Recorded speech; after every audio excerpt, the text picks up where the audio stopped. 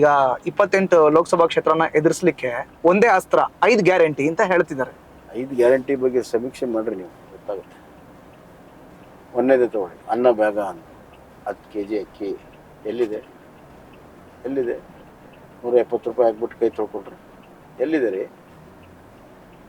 ನಿಮ್ಗೆ ವ್ಯವಸ್ಥೆ ಮಾಡೋಕ್ಕಾಗಲಿರಿ, ಯಾಕೆ ನೀವು ಹೇಳಿದ್ರೆ ಕೇಂದ್ರ ಸರ್ಕಾರಕ್ಕೆ ಕೊಡ್ತೀವಿ. ಕೇಂದ್ರ ಸರ್ಕಾರ ಕೊಡ್ತಿದ್ದಂತ ನೀವೇನಾದರೂ ಮೊದಲಿನ ಕರಾರು ಮಾಡ್ಕೊಂಡಿದ್ದೀರ? ಎರಡನೇದಾಗಿ 200 ಯೂನಿಟ್. ನೀವು ದಯವಿಟ್ಟು ಪ್ರಶ್ನವ್ರು ಕೇಳಲ್ಲ ಪ್ರಶ್ನೆ. 200 ಯೂನಿಟ್ ಒಬ್ಬ ವ್ಯಕ್ತಿಗೆ ಸಂಪೂರ್ಣ 200 ಯೂನಿಟನ್ನು ಬಿಲ್ಲನ್ನು ಮಾಫಿ ಮಾಡಿರುವಂಥ ಒಬ್ಬ ವ್ಯಕ್ತಿ ತೋರಿಸಿ ರಾಜ್ಯದಲ್ಲಿ. ಸರಾಸರಿ ಅಂತ ಹೇಳಿದ್ರು ಸರ್. ಅಲ್ಲ, ಆಮೇಲೆ ಇವತ್ತು ಅಡ್ವರ್ಟೈಸ್ಮೆಂಟ್ ಏನು ಕೊಡ್ತಾರೆ? 200 ಯೂನಿಟ್ವರೆಗೆ ಅಂದರು.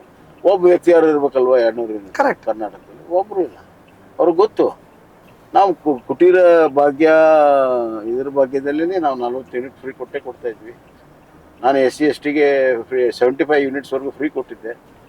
ಅವೆಲ್ಲ ಸೇರಿಸಿದ್ರೆ ಅದೇ ಮುಂದುವರಿಯೋದು. ಅದು ಬಿಟ್ಟರೆ ಏನಿದೆ?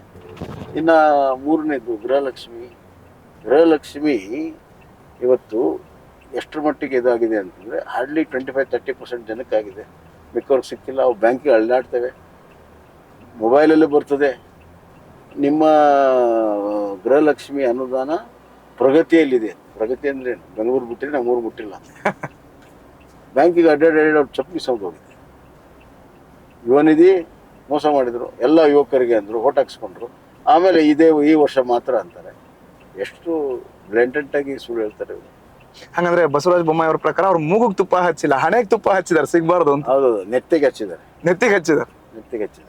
ಸರ್, ಚುನಾವಣಾ ಹೊಸ್ತಿಲಲ್ಲಿ ಈ ಪ್ರಶ್ನೆ ಕೇಳಿಲ್ಲ ಅಂತ ತಪ್ಪಾಗುತ್ತೆ. ನಿಮ್ಮ ಜಿಲ್ಲೆಯ ಉಸ್ತುವಾರಿ ಸಚಿವರು, ನಿಮ್ಮ ತವರು ಜಿಲ್ಲೆಯ ಉಸ್ತುವಾರಿ ಸಚಿವರು ಒಂದ್ ಮಾತು ಹೇಳ್ತಾರೆ, ರೈತರ ಆತ್ಮಹತ್ಯೆ ಮಾಡ್ಕೊಳ್ಳಿಕ್ಕೋಸ್ಕರನೇ, ನೇರವಾಗಿ ಪರಿಹಾರ ತಗೊಳಕ್ಕೋಸ್ಕರನೇ ಆತ್ಮಹತ್ಯೆ ಮಾಡ್ಕೊಂಡ್ವಿ ಅಂತ ಸೇರಿಸ್ತಾರೆ. ಆ ಸಚಿವರಿಗೆ ಏನ್ ಹೇಳಕ್ ಇಷ್ಟಪಡ್ತೀರಿ ಈ ಸಂದರ್ಭದಲ್ಲಿ? ನಿಜವಾಗ್ಲೂ ಅವರು ಕೋಆಪರೇಟಿವ್ ಸೆಕ್ಟರಿಂದ ಬಂದವರು, ರೈತರಿಗೆ ಹತ್ತಿರವಾಗಿರುವಂಥವ್ರು.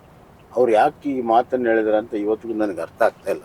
ಇಷ್ಟು ಇನ್ಸೆನ್ಸಿಟಿವ್ ಆದರೆ ರೈತರ ಆತ್ಮಹತ್ಯೆ ಮಾಡಿಕೊಂಡಾಗ ಅವ್ರ ಮನೋಬಲವನ್ನು ಹೆಚ್ಚಿಸುವಂಥ ಕೆಲಸ ಆಗ್ಬೇಕು.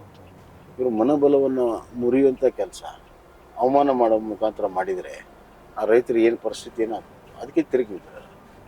ಆಮೇಲೆ ಅಪಾಲಜಿ ಕೇಳಿದ್ರು. ಈಗ ನೇಹಾ ಕೊಲೆ ಪ್ರಕರಣವನ್ನ ಬಿಜೆಪಿ ಅಸ್ತ್ರ ಮಾಡ್ಕೊಂಡ್ಬಿಟ್ಟಿದೆ ಅಂತ ಹೇಳಿ ಪ್ರಜ್ವಲ್ ರೇವಣ್ಣ ಅವರ ವಿಚಾರ ದೊಡ್ಡ ಪ್ರಮಾಣದಲ್ಲಿ ಚರ್ಚೆ ಮಾಡ್ತಿದ್ದಾರೆ ಸರ್. ತಾವು ರಾಜ್ಯದ ಮುಖ್ಯಮಂತ್ರಿ ಆಗಿದ್ದಂಥವ್ರು ಈ ಪ್ರಕರಣನ ಏನಂತ ಹೇಳ್ತಾರೆ? ಇಲ್ಲ, ನಾವು ಈ ಪ್ರಕರಣ ಡಿಪೆಂಡ್ ಮಾಡೋ ಪ್ರಶ್ನೆ ಇಲ್ಲ. ಯಾರೇ ತಪ್ಪು ಮಾಡಿದ್ರು ಅವ್ರು ಶಿಕ್ಷೆ ಆಗಲಿ. ಶಿಕ್ಷೆ ತನಿಖೆಗೆ ಆಗಲಿ ಆದೇಶ ಆಗಿದೆ. ತನಿಖೆ ಆಗಲಿ, ಪೂರ್ಣ ಪ್ರಮಾಣದ ತನಿಖೆ ಆಗಲಿ. ತನಿಖೆಗೆ ಸಹಕಾರ ಮಾಡಬೇಕು. ತನಿಖೆಯಲ್ಲಿ ತಪ್ಪಂದರೆ ತಪ್ಪಾದರೂ ಶಿಕ್ಷೆ ಆಗಲೇಬೇಕು. ನಾವು we are not going to depend. ನಂದು ಈ ನಿಲುವು ಸನ್ಮಾನ್ಯ ದೇವೇಗೌಡರದ್ದು ಇದೆ, ಕುಮಾರಸ್ವಾಮಿ ಅವ್ರದ್ದು ಇದೆ ನಿಲುವಿದೆ, ನಮ್ಮ ಅಮಿತ್ ಶಾ ಅವ್ರದ್ದು ನಿಲುವಿದೆ, ನಮ್ಮದು ಅದೇ ನಿಲುವು. ಅಮಾನತ್ ಮಾಡಿದ್ದಾರೆ ಸರ್ ಪಕ್ಷದಿಂದ. ಹೌದು.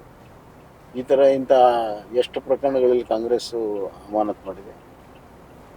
ಯಾರಿಗೆ ನೈತಿಕ ಪಾತ್ರ ಹೇಳ್ತಾರೆ? ನ್ಯೂಸ್ ಫಸ್ಟ್, ನಿರ್ಭೀತಿಯಿಂದ ನಿಮ್ಮ ಪರವಾಗಿ.